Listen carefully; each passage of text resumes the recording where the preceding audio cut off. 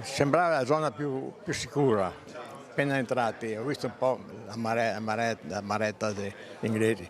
E ho detto andiamo là che il posto più era uguale, era uguale perché era uguale. Siamo salvati, è stato un miracolo, è stato, non so che perché. Sta tutta qui, in queste poche parole, la spaventosa semplicità della tragedia dell'Eisel. 40 anni fa il mondo scopriva che si può morire allo stadio aspettando il fischio d'inizio della finale di Coppa dei Campioni. A scegliere chi è morto e chi è sopravvissuto è stato il fato o il caso. E mentre il signor Danilo Tassotti di Bassano si è salvato, i suoi concittadini Mario Ronchi e Amedeo Spolaore non sono mai tornati da quello stadio maledetto.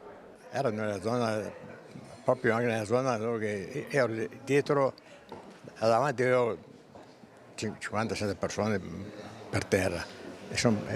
Io purtroppo sono passato sopra anche, so se erano vivi o morti, però purtroppo a un certo punto devi salvarti. Tassotti era all'Eisel con un amico che gli ha salvato letteralmente la vita. E ci siamo salvati anche perché lui mi ha tenuto proprio con forza, perché se cadevo ero morto. Quel che ha visto Danilo Tassotti in quello stadio è stato talmente forte che per più di una settimana non è riuscito a chiudere occhio. Sono cose che faccio fatica anche a parlare adesso, dopo 40 anni, ma non ho dormito per 10 giorni, non ho più dormito alla notte, mi sono sempre stato.